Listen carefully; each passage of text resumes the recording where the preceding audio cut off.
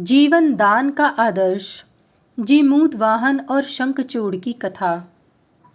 रुद्र किंकर वैताल ने राजा विक्रमादित्य से कहा, महाराज, कान्यकुब्ज कन्नौज में दानशील, सत्यवादी एवं देवी पूजन में तत्पर एक ब्राह्मण रहता था। वह प्रति गृह से प्राप्त द्रव्य का दान कर देता था। एक बार शारदीय नवदुर्गा का व्रत आया। उसे दान में कुछ भी द्रव्य प्राप्त नहीं हो सका। अतः वह बहुत चिंतित हो गया और सोचने लगा कि कौन सा उपाय करूं जिससे मुझे द्रव्य की प्राप्ति हो। मैंने दुर्गा पूजा में कन्याओं को निमंत्रित किया है, अब उन्हें कैसे भोजन कराऊंगा। वह इसी चिंता में निमग्न हो रहा था कि देवी की कृपा से उसे अनायास 5 मुद्राएं प्राप्त हो गईं और उसी से उसने व्रत संपन्न किया। उसने 9 दिनों तक निराहार व्रत किया। उस व्रत के प्रभाव से मरकर उसने देव स्वरूप को प्राप्त किया। फलतः वह विद्याधरों का स्वामी जीमूत केतु हुआ। वह हिमालय पर्वत के रम्य स्थान में रहता था। वहां वह भक्तिपूर्वक कल्प वृक्ष की पूजा भी करता था। उस वृक्ष के प्रभाव से उसे सभी कलाओं में कुशल जीमूत वाहन नाम का एक पुत्र प्राप्त हुआ। पूर्व जन्म में वह जीमूत वाहन मध्य देश का शूरसेन नामक राजा था। किसी समय वह राजा शूरसेन आखेट के लिए महर्षि वाल्मीकि की निवास भूमि उत्पलावर्त नामक वन में आया। वहां चैत्र शुक्ला नवमी को उसने विधिवत राम जन्म का श्री राम नवमी उत्सव किया। उसने महर्षि वाल्मीकि की कुटी में रात्रि जागरण भी किया। राममयी गाथा के श्रवण जन्य पुण्य के प्रभाव से वह शूरसेन राजा ही जीमूत केतु के पुत्र रूप में जीमूत वाहन नामक विद्याधर हुआ। उस महात्मा जीमूत वाहन ने भी कल्प वृक्ष की श्रद्धापूर्वक पूजा की।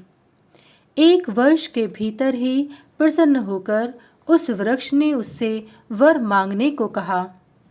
इस पर जीमूत वाहन ने कहा, महावृक्ष, मेरा नगर आपकी कृपा से धन धान्य संपन्न हो जाए। कल्प वृक्ष ने नगर को पृथ्वी में सर्वश्रेष्ठ कर दिया। वहां कोई भी ऐसा नहीं था जो कल्प वृक्ष के प्रभाव से राजा के समान न हो गया हो। अनंतर वे पिता और पुत्र दोनों तपस्या के लिए वन में चले गए और अतिशय रमणीय मलयाचल पर कठोर तपस्या करने लगे। राजन, एक दिन राजा मलयध्वज की पुत्री कमलाक्षी शिव की पूजा के लिए अपनी सखियों के साथ शिव मंदिर में आईं। उसी समय जीमूत वाहन भी पूजा के लिए मंदिर में पहुंचा। सभी अलंकारों से अलंकृत दिव्य राजकन्या को देखकर उसे प्राप्त करने की इच्छा जीमूत वाहन को जागृत हुई तथा इसके लिए उसने प्रार्थना भी की। अंत में कन्या के पिता मलयध्वज ने जीमूत वाहन से उसका विवाह करा दिया। राजा मलयध्वज का पुत्र विश्वावसु एक दिन अपने बहनोई जीमूत वाहन के साथ गंधमादन पर्वत पर गया। वहां उसने नर नारायण को प्रणाम किया। उसी शिखर पर भगवान विष्णु का वाहन गरुण आया। उस समय शंखचूड़ नाम नाग की माता जहां जीमूत वाहन था वहां विलाप कर रही थी। स्त्री के करुण क्रंदन को सुनकर दीन वत्सल जीमूत वाहन दुखी होकर शीघ्र ही वहां पहुंचा।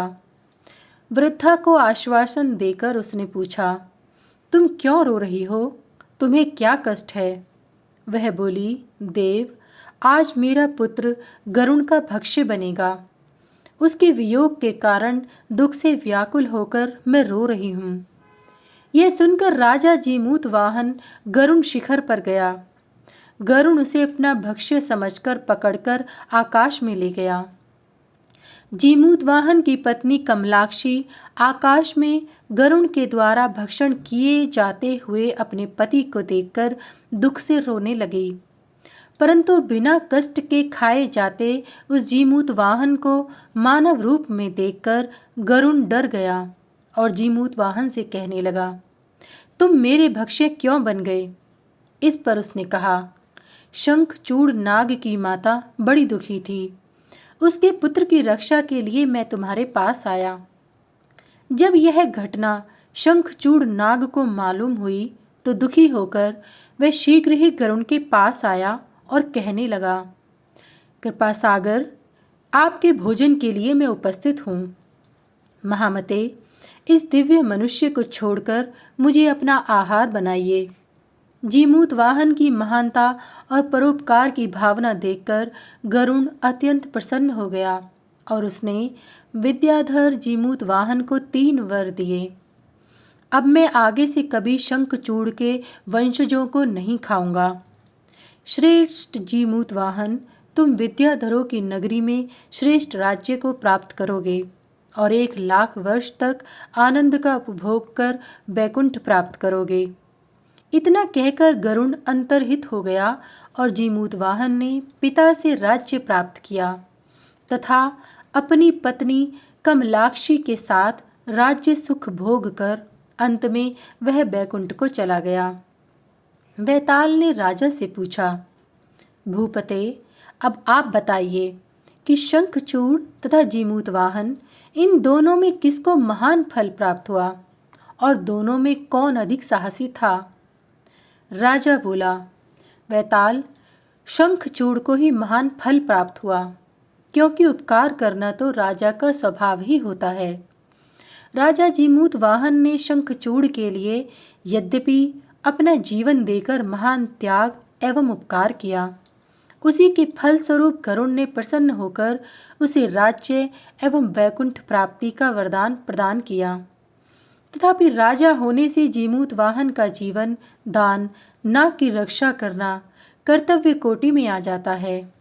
अतः उसका त्याग शंखचूड़ के त्याग एवं साहस के सामने महत्वपूर्ण प्रतीत नहीं होता। परंतु शंखचूड़ ने निर्भय होकर अपने शत्रु गरुड़ को अपना शरीर समर्पित कर एक महान धर्मात्मा राजा के प्राण बचाए थे। अतः शंखचूड़ ही सबसे बड़े फल का अधिकारी होता है। वैताल राजा के इस उत्तर से संतुष्ट हो गया।